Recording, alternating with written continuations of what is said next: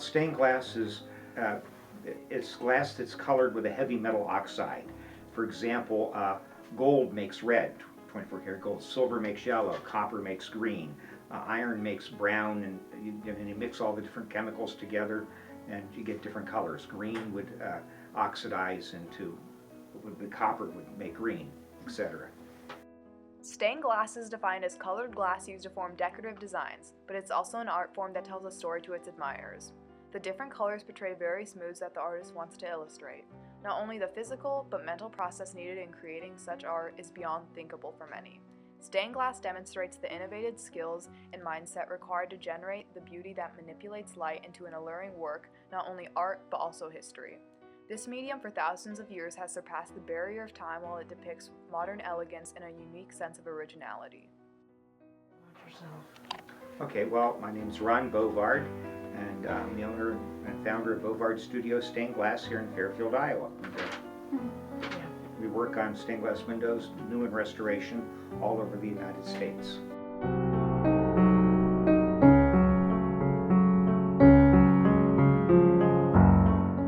Well, first you're dealing with a client or a customer. And our customers are an institution. We don't do houses, we just do commercial projects, churches, courthouses, libraries. We do a lot of restoration as well as new. So when you're starting on a new window project, you're dealing with a customer, and usually a committee or a group of people, so you have to do renderings of the concept. They tell you what they want to see in their stained glass heritage that you're creating, and then what you do is you do a rendering. Making stained glass is considered to be quite complex and strenuous. First, the designer must make different sketches and basic ideas for the customer. The sketch serves as a blueprint which, when perfected, is used to show the exact color, shape, and cut for each piece of glass.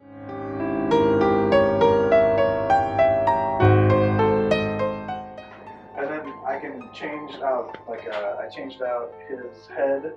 He used to look like this old man here. I wanted more of a younger Joseph, so I found an image that I like to. I like to find photographs.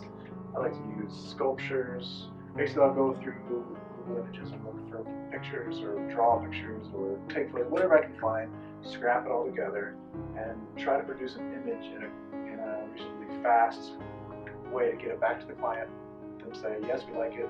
No, we don't. Change this, change that. Take it back. It is like going in and helping them express what they want. Because this is a very meaningful thing to them. It's not just a wall hanging. This is like part of their faith, part of their belief. It's going to be in their church for hundreds of years, so they want to have it right, and they want it to be aesthetic, but also repeatable. Next, the artist will show parts where lead strips will be needed. Later, the cartoon is traced onto heavy paper, which is then cut into individual pieces representing the glass, and shown the exact color for the end product. These pieces are then compared to the glass, and the outline is cut out.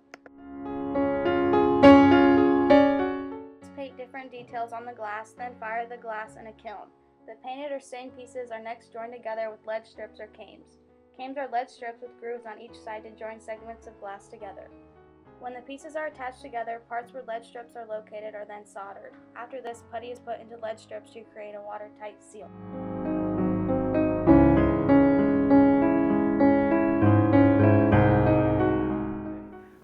Once you have all these pieces that are cut, painted, and kiln fired, then you lead them together with lead cane, which is very soft metal. You bend it under glass and you solder all the joints together.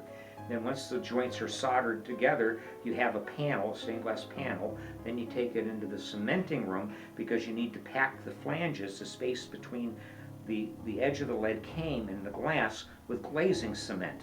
And then when that glazing cement hardens, it stiffens the window and also makes it weatherproof. It's like putty that holds the panes of glass together in the paints. Then you have to put a reinforcing system in it. So about every 18 inches or so, you put a reinforcing bar that's attached to the window frame or the jamb. And what that does is it keeps the window from sagging, because lead is soft, so the weight of the upper panels will push down onto the lower panels and cause the window to sag and bow. And then about every 16 square feet, you have a steel rebar or a mullion, a divider in the window frame that's attached to the edges, and that keeps the heavy of the upper panes from coming down onto the lower panes of glass. And then once the window is fabricated, then you install it in the customer's window, or a frame that you've made, or one that's already there. Most of the tools used in stained glass making are handheld. One of the most important tools is the glass cutter. There are two types, a pistol grip and a pencil grip. Glass cutters don't actually cut glass, but instead scratch it so pieces can later be broken off with pliers. Stained glass is not only an exact, but also an extremely arduous process, but is greatly appreciated when finished. Different chemical compounds can be used to form the colors in stained glass.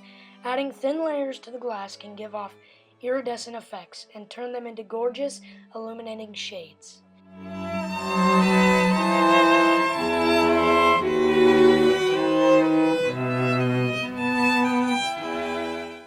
Well, craftsmanship mostly. You've got to have very good hands and a lot of skill. So it's just a lot of craftsmanship. And then from the artistic side, you have to be good how to design things so that they're interesting. You got to have good judgment for glass colors and relate to the density of the glass in relation to the light source. All these different considerations, because the last thing you want to do is build a stained glass window that doesn't have enough density and have to put drapes over it, otherwise you'll be blinded by the sun. So there's many different things you have to consider when designing and fabricating the stained glass window. You also have to understand the structure of the window, because a lot of people make beautiful artwork and then it falls apart. So with stained glass, especially architectural stained glass on a large scale, you also have to have engineering, and we have an engineer in our studio that helps us do the structure.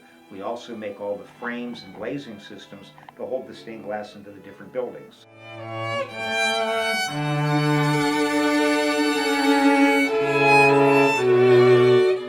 The history of stained glass dates back to thousands of years ago in Rome, which is believed to be its origin. In the 1st century, it is thought that stained glass was used for decoration in Romans' homes. The oldest stained glass window that has been discovered dates back to 686 AD and was found in Jarrow, England at St. Paul's Monastery. The oldest stained glass window found that has a picture dates back to the 10th century at Lossarch Abbey in Germany. In the medieval times, the popularity of stained glass skyrocketed, but soon decreased by the end of the Renaissance period. In these times, artists heated pot ash and sand to over 3,000 degrees Fahrenheit to make the glass, and then added powders of metallic oxide to make different colors. Details are painted on with paint made from ground glass and iron fillings that have been put in a mixture of urine and wine. This helped block extra light and define the design. Stained glass subjects always focused on religion, mainly because it was typically churches who purchased them. Between the Renaissance period and the mid-19th century, the popularity of stained glass had plummeted. Religion changed, churches stopped supporting the arts, and Protestants did not care for fancy artwork of any kind. In the 17th century, stained glass was already considered rare because all the windows were being removed from churches. But the demand for stained glass is slowly coming back. This ancient and stunning medium of art is being incorporated into modern buildings and brought back into many churches and temples around the world.